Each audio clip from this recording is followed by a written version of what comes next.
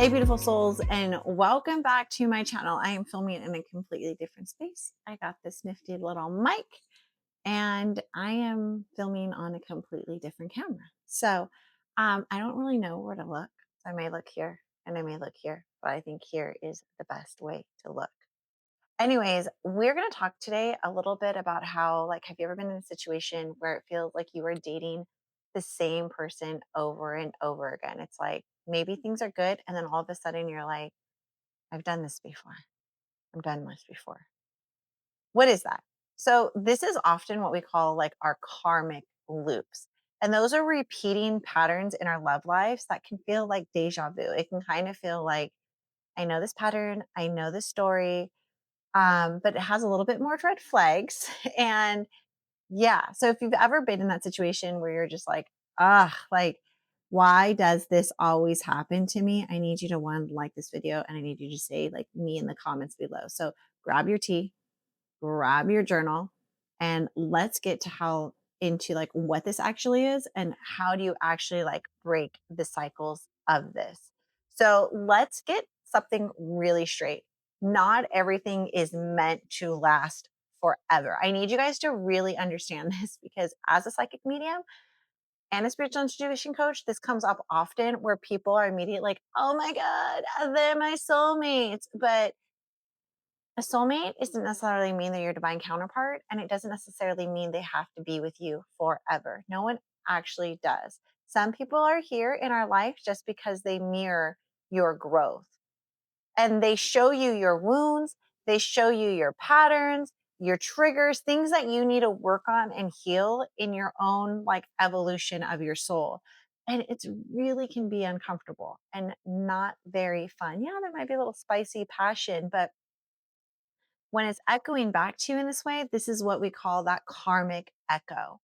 It's not bad karma, and it doesn't mean you messed up and it's like this punishment. It's just an energy that's replaying itself so that it's in our awareness until we allow ourselves to choose differently. Think of it like your emotional playlist. It's stuck on repeat. You can't hear a new song until you skip the old one. And that's how healing really works in our lives. It's kind of like our spirit team and our guides will keep bringing triggers and things in our life until we face them. They'll just sometimes show up in a different way. Like show up in a different song or however you want to say it until we realize this is the same exact pattern. Why does this actually still happen to me? I have seen this reflected in my life where it's not just about like the relationships and who I'm attracting in like romantic way, but it also can be in the same type of friendships that I was attracting in my life. There was a point where I was constantly attracting people that like it was like I was trying to fix and heal everybody. It was like I was attracting people that needed healing, but I've come to realize like that's not my job. I always will tell you guys it's not our job to heal other people. The only person that you can heal and control is yourself, and you're allowed to give that to yourself. But I had to find out where did this come from and why. And of course, it was my inner child, and of course, it was inner child healing. So these karmic loops can often come from like what's familiar. So sometimes, like I just said, our inner child is reflecting back to us things that we need to heal so that it can feel safe again, so it can feel love, so it can have attention.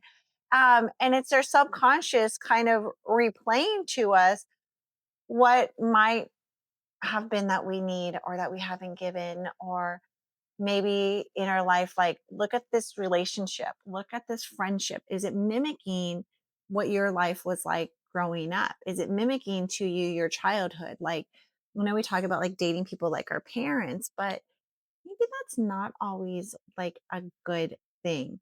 So, if we look at how do we change this? Like, how do we actually become aware of this and create a change that where our consciousness can kind of step in and we can be more aware of what we're doing? So, you first have to identify your own like relationship blueprint. So, you have to kind of take a step back and ask yourself, what type of person am I usually drawn to? This does not need to be hard. It may be you're going to notice characteristics. You might notice a certain type of person.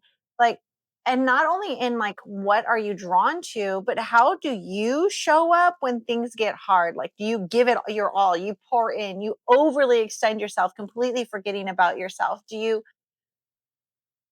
run away? Do you shut off? Like, what do you do? Do you communicate directly, or do you shut down and thinking like they're going to read my mind? So awareness is number one to creating the change. Awareness is number one to creating any change in our life. Sorry, I have something in my throat. Okay, I'm back. Okay, so awareness is like step one, and you can't heal what you're not aware of. So, yeah. Next one is boundaries and communication. And a lot of us do not have boundaries. A lot of you guys probably don't have boundaries. And a lot of the people that you're dating, they probably don't have boundaries either. So, like when you try to give boundaries, they may not understand them because you can't really, no one's going to respect your boundaries if they don't have boundaries. And I know a lot of you guys are like, but I have boundaries. I have boundaries. But here's the thing. Do you keep your boundaries when you're in love? That's a big question because guilty as charged. Guilty as charged. There's been many times in my life where I have worked very hard at boundaries. And as soon as I get into some kind of relationship, situationship, my boundaries go right out the door. I will give you 100% of myself to the point that I self-sacrifice myself. I've worked really hard and I'm not that person anymore. But a conscious relationship means that you're not just reacting, you're choosing how to respond. Like you're choosing how you are going to actually show up in it. This is a healthy relationship. Whether or not the relationship works out, this is still a very healthy choice and a healthy way to be. So pause, breathe, and ask yourself, is this my wound talking, or is this actually my wisdom? And I've had to really learn how to take that step back to myself to, when I'm triggered, to ask, okay, I'm triggered right now. Or I can see myself, like reacting in a way that I used to. Is this my triggers? Is this my past? Is this my wounds? Is this something that needs to be healed? Or am I speaking out of a place of love or wisdom? Um, I would say in the last like couple years, I've really learned how to do this, and it's taken a lot of work. I was in a previous relationship where it was like I was just giving and giving and giving and giving. And I feel looking back at it, I was very much like the person just would always say things that were just really hurtful and they were really mean. And I would give excuse to them and I would take blame and I would blame myself. And I realized this, that I was not having boundaries in in li- like in the way that they spoke to me. I was letting them speak to me in any certain way because I had my own fears of abandonment. And when I started facing those fears of abandonment and started to show up for myself and started understanding boundaries, that ended very quickly. I immediately was like, this is not going to work. Like, we're done. Like, you can't speak to me like this. You can't do this. And I told them, if you say this to me again, we're done. They said something to me again. And I was like, and we're done. So, yeah. On the other part of it, like when we talk, sorry, I went off a little off scale. Back to what I was saying, relationship blueprint. The part of your relationship blueprint that's one of the most important is your self healing.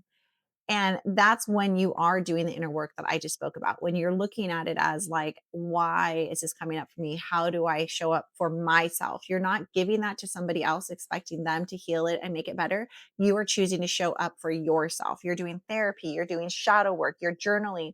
Maybe you're doing energy healings with someone or with yourself, and you're literally shifting your frequency on a daily, some way, somehow, and you start attracting different types of people because as our vibration rises, as we change, we vibrationally start attracting like a magnet those that are on the same frequency, on the same wavelength. And our energy will no longer match with those people that maybe we are frequently calling in. So you start being this amazing, amazing magnet to what actually is out there. So let's talk about that. What is out there? There are amazing, I get nervous, right? I'm like, haha, insert nervous laughter. But when you are dating, how many of you guys have used dating apps? again, guilty as charged, because if karma had a fast forward button, just see all of our karma. Let's just go into Bumble. Go onto Bumble. Bumble is screaming triggers, screaming mess show. I know people have made matches on Bumble, but that's my take. Dating apps bring karmic patterns into your life and karmic encounters to the surface very, very, very, very, very fast. Very fast. Why? Because these dating apps are feeding instant gratification. You swipe, match, whatever it is, but they're not always like an authentic connection. I'm not saying that some of them can't be. I have honestly met some great people on dating apps. None of them worked out, but I've met great people, friendship connections. But for the most part, it's because of this instant gratification that we get. So you might think that you're meeting someone new, but energetically, they're the same pattern. Like for me, emotional distant people that are not emotionally healthy and cannot show up. That is my kiss. Is what I tend to just attract. I don't know what the word is I'm looking for, but they're the same people just with a different profile pic. And here's something. Next time when you're on the app and you are right swiping, left swiping, notice your body's response. Are you attracted to the peace? Or does your nervous system crave that little bit of chaos that's with it? Like, ooh, what's this going to do? What is the reaction I'm going to get?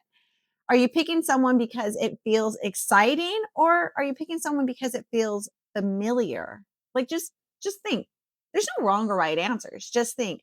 But that's how you spark karmic echo in real time. In real time. Yeah, dating apps and me, yeah, we had some fun. I say that in a way of like, I made some great friendships. It is, with the girls, I remember always hanging out with my girls, left swiping, right swiping, whatever it was. But my awareness to what I was attracting stepped in. I realized in those point in times that I wasn't looking for the peace that somebody gave me. I was looking for that instant gratification that I was receiving. And that really changed the game. So basically, to sum it up, breaking karmic patterns isn't about like avoiding relationships. It's about meeting your relationships consciously. It's realizing that love isn't meant to save you, because nobody can save you, nobody can heal you, but love is meant to reveal you. It's meant to show you what you need to work on, what you need to heal. And you can do this in a really beautiful way with a really great person. I have been able, I think, in my own relationship, I'm going to be real raw here. It has really shown me that the things that I had triggers and what I need to work on in order to show up for myself better. I'm not necessarily saying this or that about the partner. I'm just saying in that I've learned how to look at myself, taking steps back, creating my own awareness, what it is I need to heal. Why do I feel triggered by a certain way? And what is a better way to respond? And this has really helped me to break karmic cycles. I have learned a lot of letting go of abandonment wounds of, are they going to leave me, overthinking, overanalyzing, because I have found that peace within myself. Like, I know how to show up for myself every day. I know how to be comfortable in myself every day. And this is something that you all need to work on, whether you're in a relationship or you're not. But that's where it's at. If you're interested in learning more, let me know. Links in the bio. And if you joined this, if you really like this video, I want to know, like, do you want more of these videos? What do you want from me? Either way, I want you guys to like, subscribe, comment below, like, what patterns are you ready to break in your life right now? Whether this is karmic relationships with a partner or karmic relationships with your family. What is it? Because really, if you can just name it, that is the first part of awareness. And that is the first step. And it really, really creates that change. All right. Bye.